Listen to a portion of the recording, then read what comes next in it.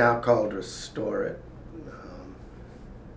in the clinic with the company Merck, but we developed it, licensed it to a company called iBio, and then they got bought by Merck. And the good news is in the clinic doing really well, and should be approved maybe even within a year.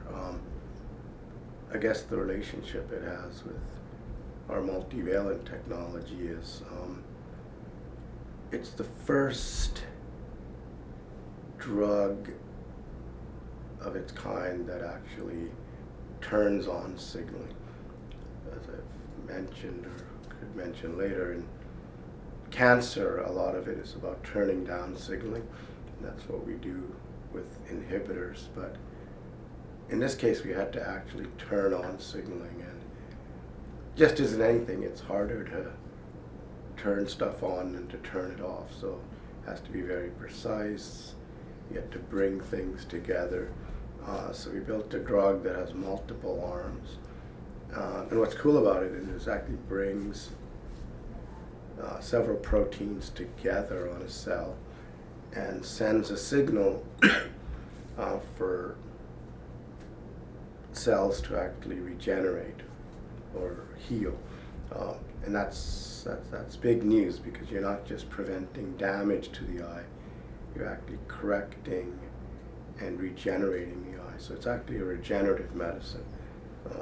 And it requires the complex multifunctional antibodies that we've become very good at, because it's not enough to just hit one thing and prevent it from working. We had to productively bring together several different molecules that magically together regenerate the blood vessels in the eye. What is going into humans is pretty much 100% identical to what we made. Again, it's not a prototype, it's ready to go. So, and that's why they could move quickly. Yeah, so that's the other thing about our group. We do original research, but we also produce molecules that are ready to go. They're not, oh, it's going to take some company 5 years. Nope, a few months, and that's what happened. Within months, they took our original design, cloned it into what we call a cell line, and we're making the drug about as rapidly as you could. So there was no lag time. And again, to be honest, that's not typical. Most people who do original work then rely on others. Gee, now we give Merck the idea, and they have to develop it. And that wasn't the case. We gave them the drug. Well, the good thing is people had researched the particular pathways for decades, which is good news for us. People knew what was wrong, they just had no way of fixing it. So when we could finally make a molecule that would fix it. So in science, you have to find the problem. No, we already knew what the problem was. And the biology was already understood. So we had the question, the problem. Others had said that just didn't have an answer. So we basically built an answer. And that's the point. We engineer things that don't exist in nature. And we can take advantage of what other people have done and then very quickly build things that correct problems. So it's exciting for us because we can rely on a lot of other people's research, and they just have no way of actually correcting the problem. So that's why it can move quickly. Believe it or not, we can do a different receptor in the same family, which may apply to inflammatory bowel disease. And there's yet another receptor in that family that could apply to bone degeneration.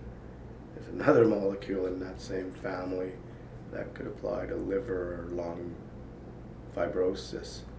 And that's the thing about biology. Things you think aren't related can open up once you have one key.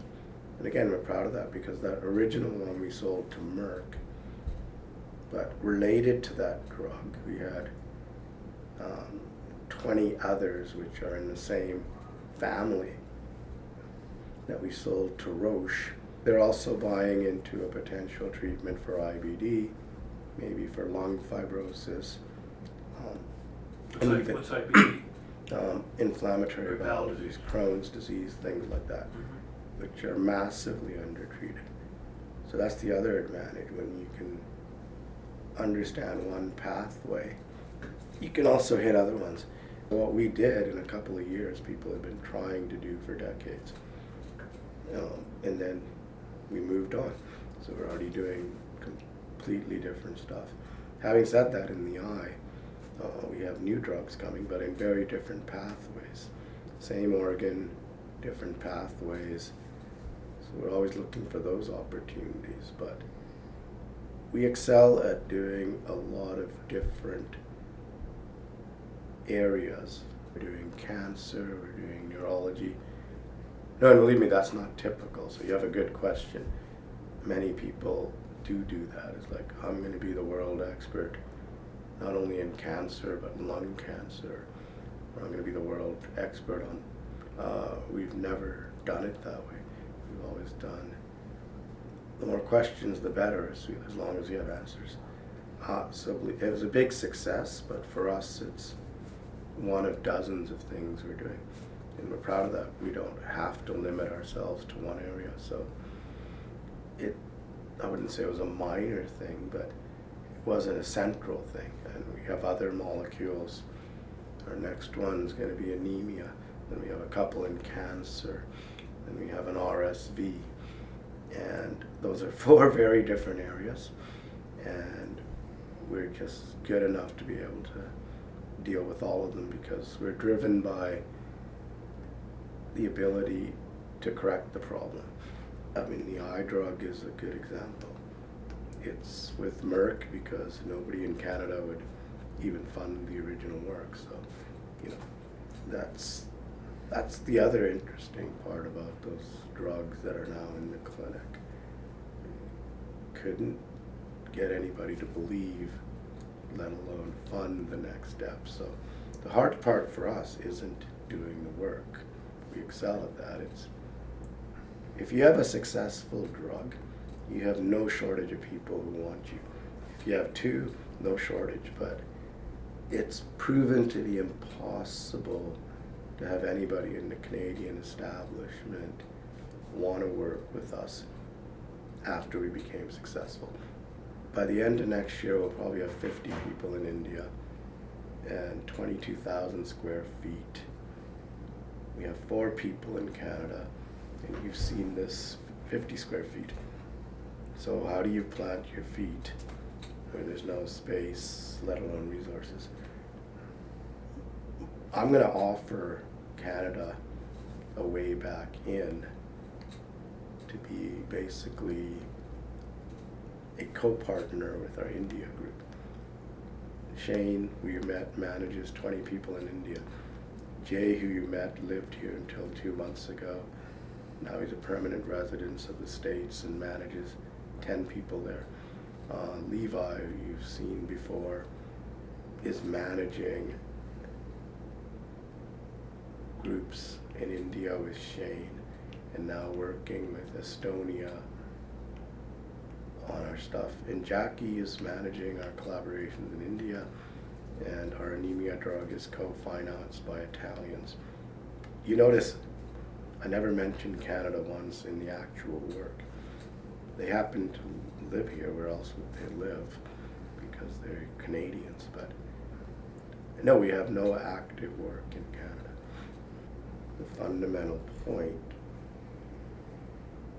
our group is going to make more and more drugs. And the beauty of it is if you make revenue off of one and you do 10, if half of those succeed or even 3 of those succeed, you have to have money, because I'll say it again, we're not relying on tax money or donations. Everything I'm showing you now is funded by what we're already doing. It's called a good old-fashioned business. So yeah, it could, if we do it right, which I believe we are, become self-reinforcing. We had to get one hit, but that funded 5. Even if 2 of those succeed, that could fund 20. If 5 of those succeed, yeah, and that is our goal, and our technology allows that, which again is not common sense in the drug field, because you try to do one, but if it can go bigger, that's what we're going to do, and we intend to take that risk and find out whether we're being too safe. We could be playing too safe as well.